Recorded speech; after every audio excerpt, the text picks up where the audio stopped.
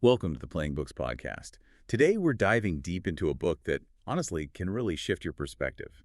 It's called The Courage to be Disliked: How to Change Your Life and Achieve Real Happiness by Ichiro Kishimi and Fumitake Koga.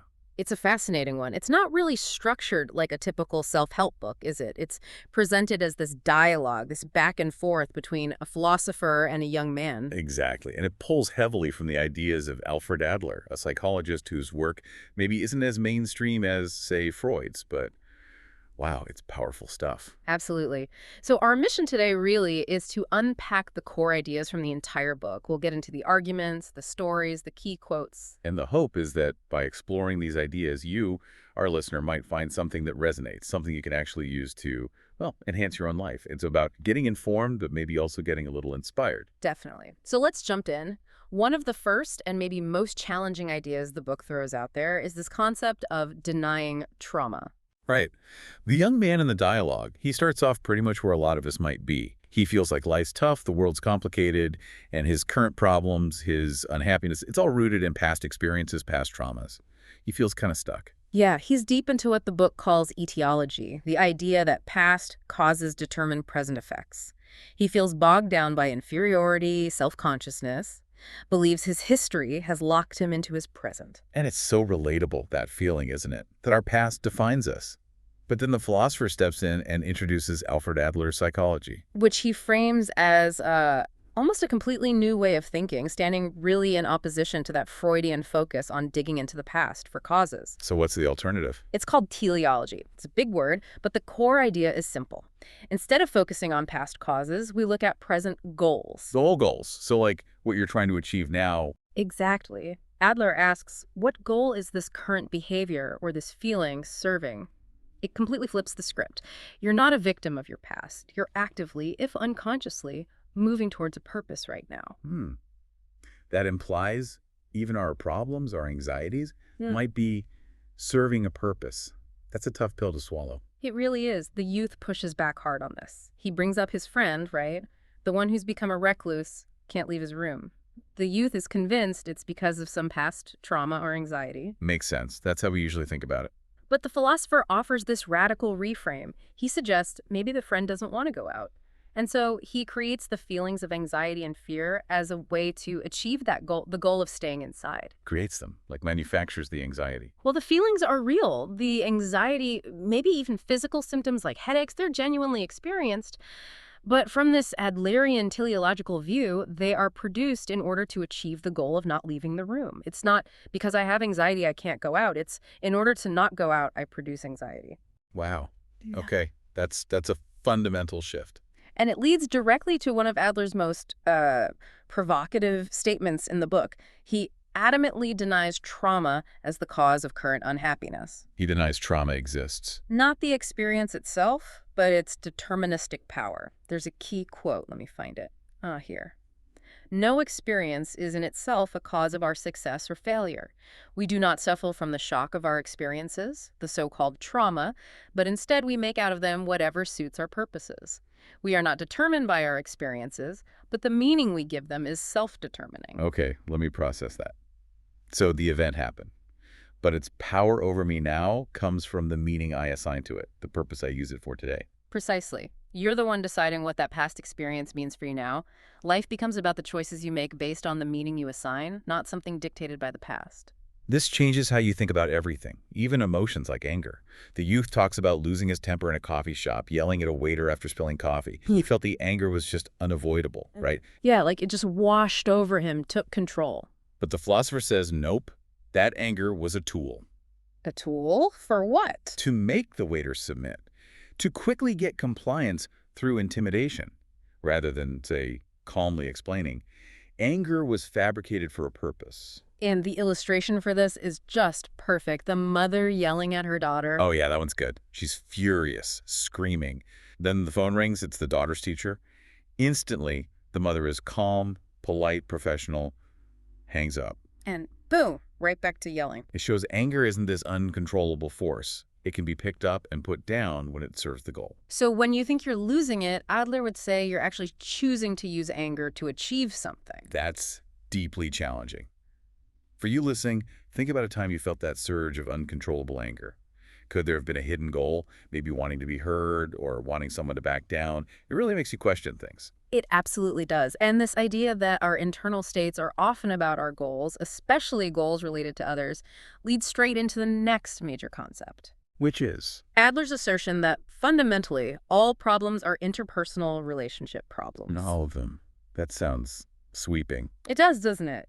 The youth brings up his own self-dislike. He sees only his flaws, feels it gives him no advantage. And the philosopher's take is? That he dislikes himself because he's terrified of being disliked by others, of getting hurt in relationships. So the goal of focusing on his shortcomings is actually to avoid entering relationships in the first place, thus avoiding the potential pain. So finding flaws in yourself becomes a preemptive excuse. Exactly. It's a way to justify keeping people at arm's length. Oh, I can't date because I'm too awkward, or I can't join that group because I'm not smart enough.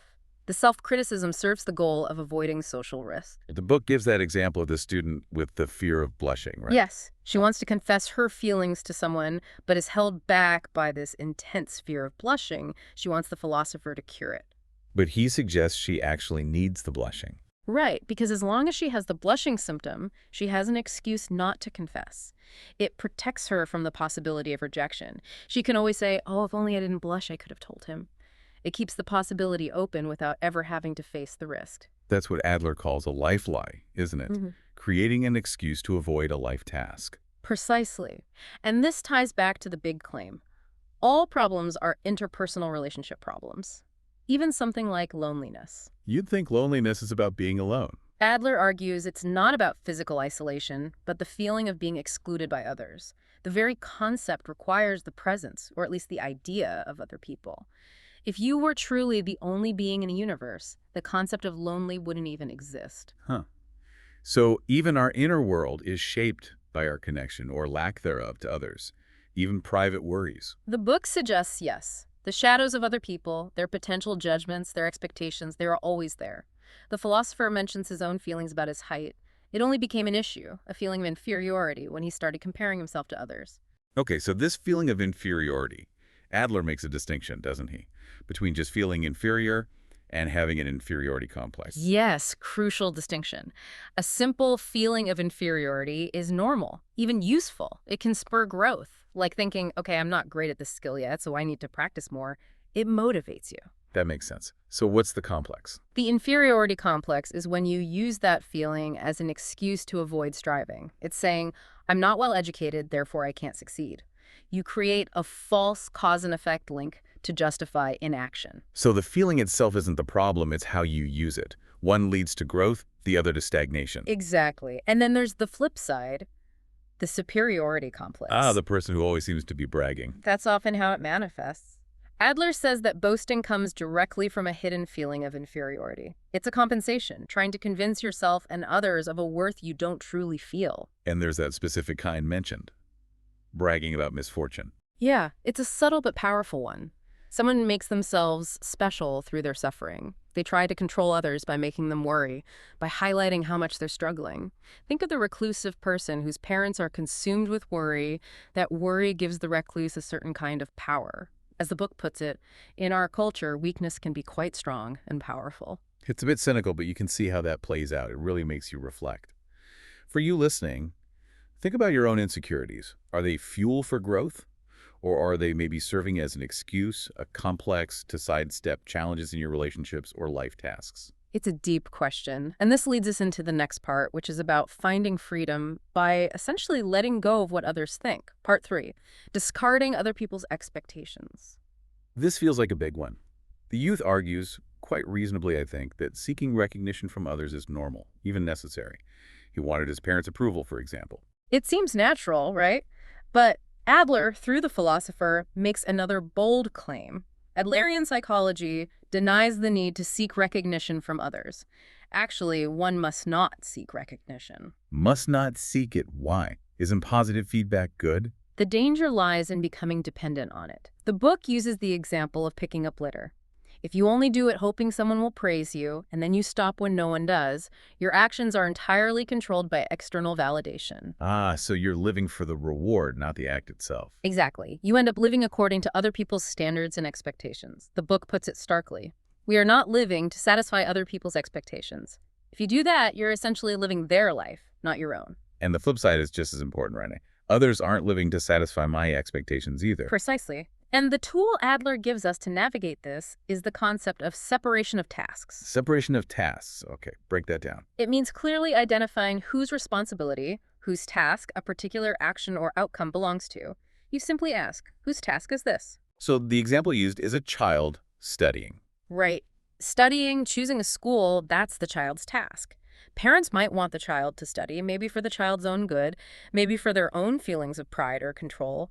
But forcing the child, intervening in their task, often backfires because the child senses it's not really about them. It's about the parent's agenda. Often, yes. And this applies everywhere. In therapy, a counselor can guide, but they can't make the client change. Changing is the client's task. If you choose a path that makes your parents sad, their sadness is their task. Their reaction to your choice about your task. You don't control their feelings. That sounds incredibly freeing, but also maybe a bit harsh. Like you just don't care if you upset someone. It's not about not caring. It's about recognizing boundaries and responsibility. You take responsibility for your choices and actions, your tasks. You let others take responsibility for theirs, including their emotional responses. Consider the awful boss scenario. Yeah, the boss who's always unreasonable or angry. Complaining about the boss can become a life lie, an excuse for why you aren't performing well or why you hate your job. Adler would say the boss's unreasonable anger. That's his task. It's his problem, his choice of behavior. Your task is to do your job effectively, navigate the situation professionally, or decide if you need to leave. You don't take on the burden of his anger. Focus on what's yours to control. Exactly. And this leads to the ultimate conclusion of this section. Freedom is being disliked. Wow. Say that again? Freedom is being disliked. The book says, unless one is unconcerned by other people's judgments, has no fear of being disliked by other people, and pays the cost that one might never be recognized, one will never be able to follow through in one's own way of living. That's the price of authentic living, the willingness to not be liked by everyone. That's the core message. It's the courage to live according to your own principles, fulfilling your own tasks, regardless of whether it earns approval. The philosopher even mentions his relationship with his father. He focused on changing himself, on his own tasks, and eventually his father's perception and their relationship shifted, but that wasn't the goal. And just briefly, the book links this back to the mind-body idea with holism. Right. It emphasizes that you act as a whole. When you yell in anger, it's not anger taking over, it's you as a whole person choosing to yell. Blaming the emotion is another form of life lie, avoiding responsibility for the choice. So much responsibility placed back on the individual.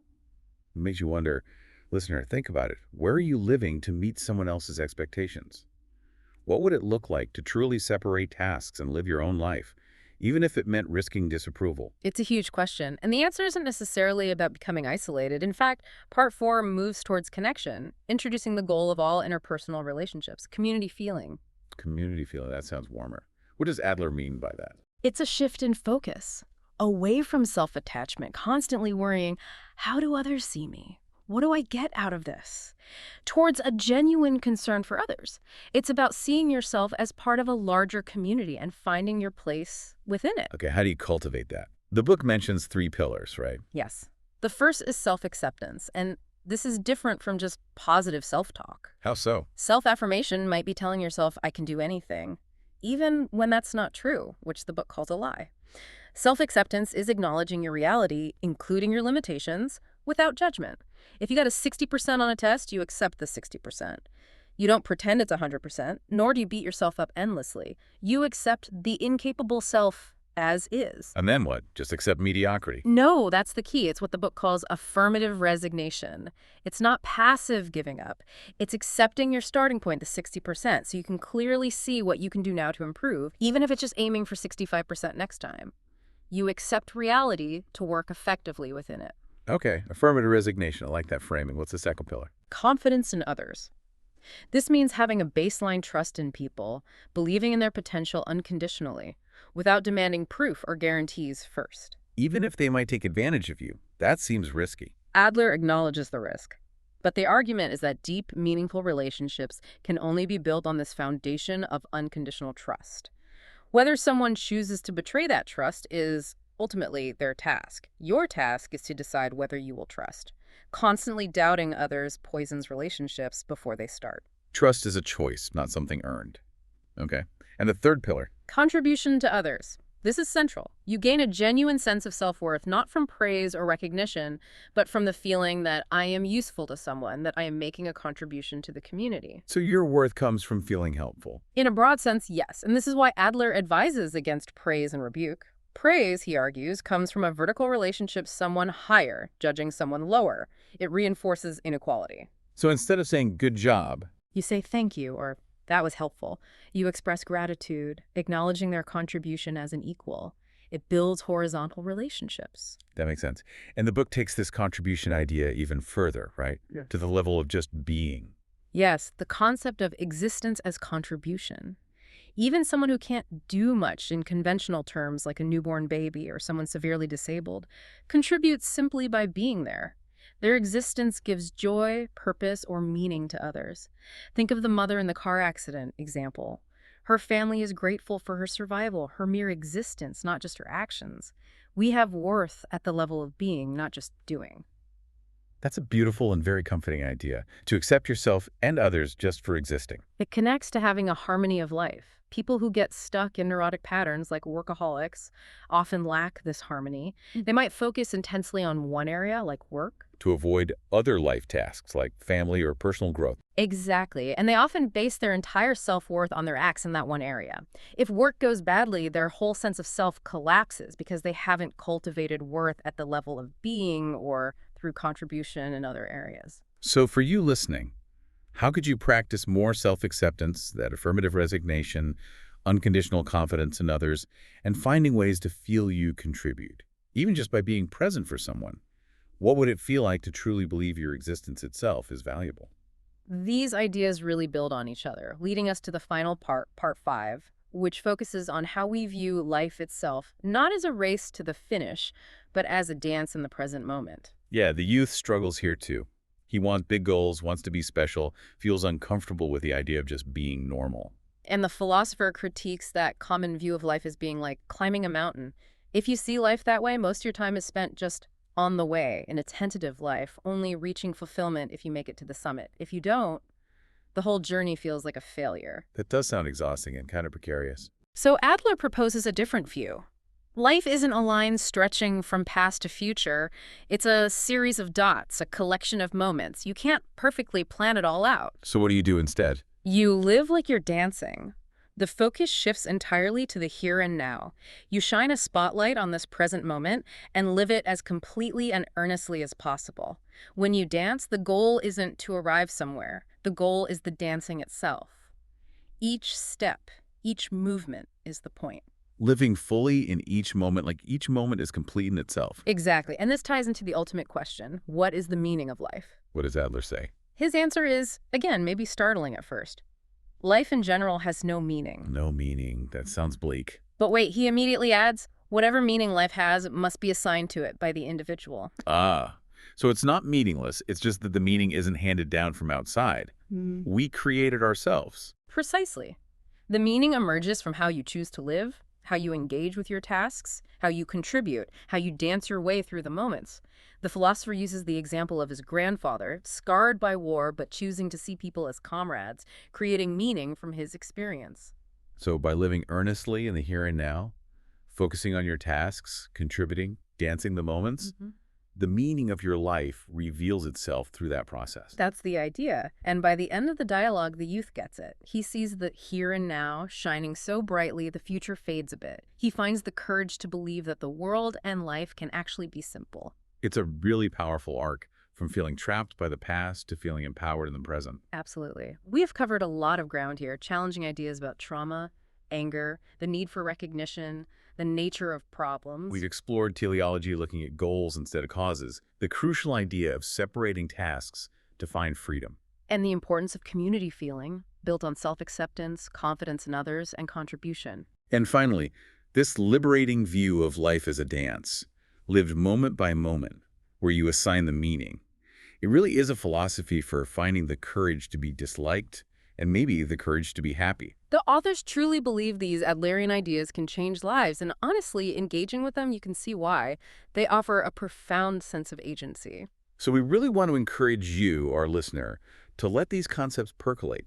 Don't just hear them, maybe try to engage with them. The book actually has a discussion guide with some great practices. Yeah, things like trying relaxation techniques like mindful breathing to help clear your head before tackling these big ideas, or even setting up a Socratic circle with friends, just listing questions about these concepts and debating them, like the philosopher in youth. Or something simpler, like taking a walk and really focusing your senses on the here and now, just noticing what you see, hear, smell, and maybe sharing that experience with someone.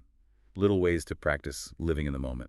You can also follow the authors, Ichiro, Kishimi, and Fumitake Koga, on social media if you want to keep exploring their work. And of course, if this conversation sparked your interest, we wholeheartedly recommend getting the book, The Courage to be Disliked. Reading the full dialogue, seeing how the ideas unfold and how the youth grapples with them, it's incredibly impactful. It really could be a life changer. It truly could. Well, thank you so much for joining us on this deep dive today. Yeah. If you found this conversation valuable, please do follow or subscribe to the Playing Books podcast. And maybe share it with someone else you think might appreciate these ideas or enjoy these kinds of explorations. We'll be back soon with another deep dive into fascinating sources. Thanks for listening.